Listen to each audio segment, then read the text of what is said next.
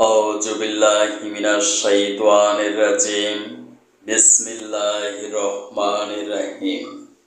পরম করুণাময় অসীম দয়ালু মহান আল্লাহর নামে শুরু করছি। অনারেবল ইসলাম প্রিয় তৌহিদি ভাই ও বোনেরা, আসসালামু আলাইকুম। বিশ্বের যে প্রান্ত থেকে অনলাইনে আমার ইসলামী বক্তৃতাটি শুনছেন, আমার প্রতিষ্ঠিত প্রতিষ্ঠান কোরআন শিক্ষা গবেষণা ও বাস্তবায়ন সংসদ কর্তৃক প্রচারিত doctor Kazi Dilwar digital biopathy medical college and হসপিটালের পক্ষ থেকে ফেসবুকে ক্লিনিক টিভি এবং ইউটিউবে doctor Dilwar's live clinic TV চ্যানেলের সকল দর্শক শ্রোতাদেরকে জানাচ্ছি আন্তরিক অভিনন্দন।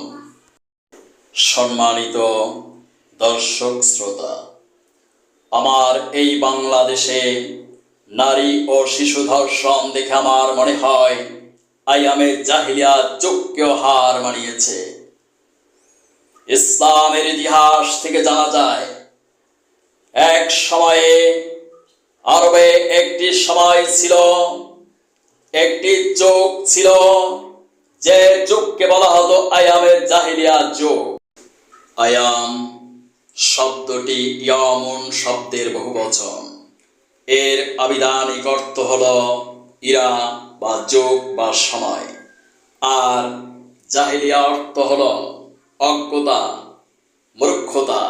সুতরাং আয়ামের জাহিলিয়া বলতে অন্ধকার যুগকে বোঝায়। মহানবী হযরত মুহাম্মদ সাল্লাল্লাহু আলাইহি সাল্লামের আবির্ভাবের পূর্বে আরবের লোকেরা নবী রাসূলগণের শিক্ষা ভুলে গিয়েছিল। তারা নানা রকম পাপাচার, অনাচার, অনৈতিক কার্যকলাপে লিপ্ত ছিল। তাদের কর্মকাণ্ড, চালচলন ছিল অজ্ঞতায় ভরপুর। এজন্য সে যুগকে বলা হতো অজ্ঞতার যুগ। ন্যায় ভিত্তিক সৎ আদর্শ সমাজ ব্যবস্থা সম্পর্কে তাদের কোনো ধারণাই ছিল না। মানুষের জান মাল ইজ্জতের কোনো নিরাপত্তা ছিল না।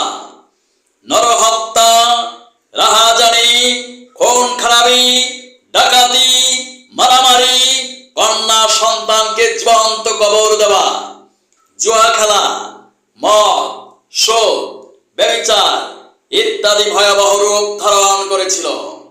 নারীদের সামাজিক অবস্থা ছিল খুব শোচনীয়। তারা ভোগ বিলাসের বস্তু হিসেবে বিবেচিত হতো। মানুষকে পণ্য হিসেবে বিক্রি করা হতো। অধিকার বলতে তাদের কিছুই ছিল না। কন্যা সন্তান জন্ম নিলে তাদের জীবন্ত কবর দেওয়া হতো। পিতা কন্যা সন্তানদের জন্মকে দুর্ভাগ্যজনক মনে করত। তাদের ব্যাপারে কোরআনে মহান আল্লাহ তাআলা বলেন, যখন জীবন্ত সমাধিস্থ কন্যাকে জিজ্ঞেস করা হবে কি অপরাধে তাকে হত্যা করা হয়েছিল, সূরা তাকবীরে তিনি একথা বলেছেন।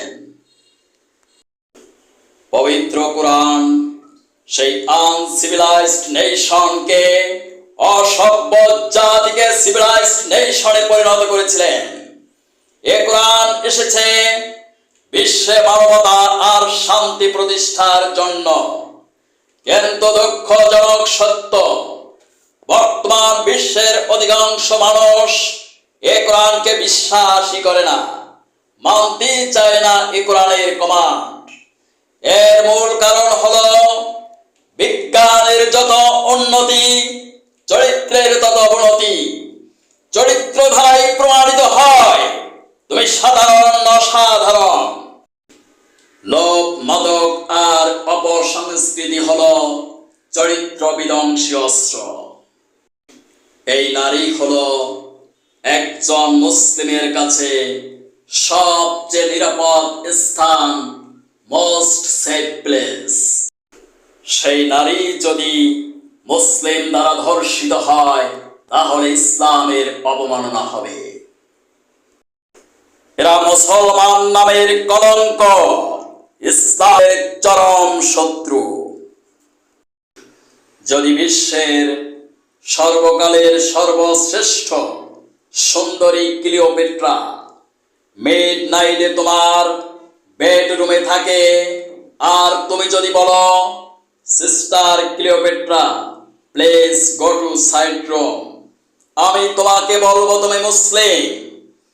যদি বিশ্বের 17 বার বিশ্ব চ্যাম্পিয়ন রিচেস্ট পারসন বিল গেটসের সমস্ত সম্পত্তি ভুলক্রমে তোমার অ্যাকাউন্টে ট্রান্সফার হয়, আর তুমি যদি বলো please brother gets back your wealth, I say you are a pure Muslim. আমি লিখিত গ্যারান্টি দিতে পারি, এই দেশে যদি মুসলিম কান্ট্রি প্রতিষ্ঠিত হয় তাহলে বাংলাদেশ ব্যাংকে কোনো সিকিউরিটির প্রয়োজন হবে না। আমি চ্যালেঞ্জ দিয়ে বলতে পারি, আমাকে যদি প্রস্তাব দেওয়া হয়, অনারেবল ডক্টর কাজী দেলোয়ার হোসেন স্যার, আপনাকে 1000 কোটি টাকা দেওয়া হবে, আপনি সুপ্রিম কোর্টে একটি মিথ্যা সাক্ষ্য প্রদান করবেন।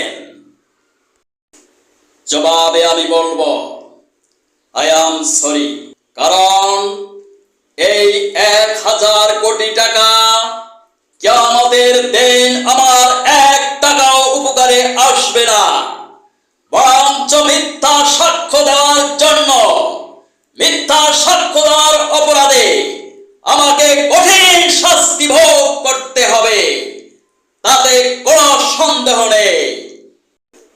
একজন পিওর মুসলিমের ঈমান থাকতে হবে এরকম কঠিন দৃঢ় ইস্পাত। তুমি প্রেসিডেন্ট হও, তুমি প্রধানমন্ত্রী হও, তুমি বিশ্ব নেতা হও, তুমি সায়েন্টিস্ট হও, তুমি জাস্টিস হও, তুমি ব্যারিস্টার হও, তুমি আমলা হও, তুমি কামলা হও, তুমি চাঁদাবাজ হও, তুমি সন্ত্রাসী হও, তুমি যাই হও না কেন, মিথ্যা কথা বলার শাস্তি তোমাকে ভোগ করতেই হবে।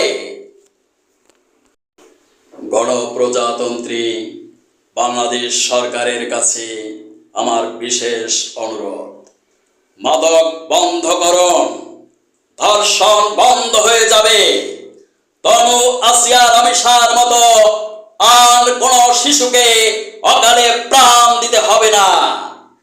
কোরআনের শাসন প্রতিষ্ঠিত হলে টর্চ লাইট দিও, একজন ধর্ষককে খুঁজে পাওয়া যাবে না, যাবে না, যাবে না।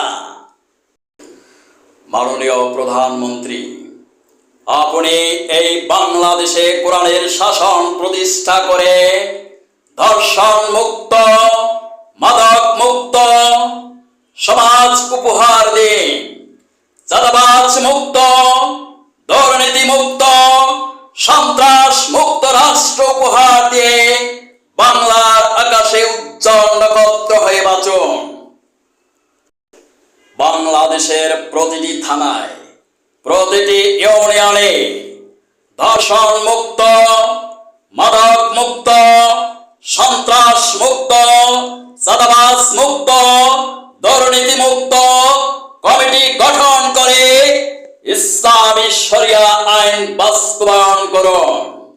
অনুরোধ ক্রমে আমি ডাক্তার কাজী দেলোয়ার হোসেন, প্রতিষ্ঠাতা পরিচালক, কোরআন শিক্ষা গবেষণা ও বাস্তবায়ন সংসদ বাংলাদেশ।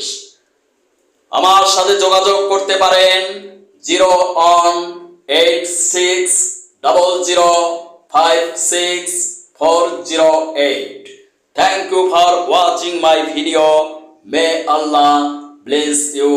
Allah Hafiz.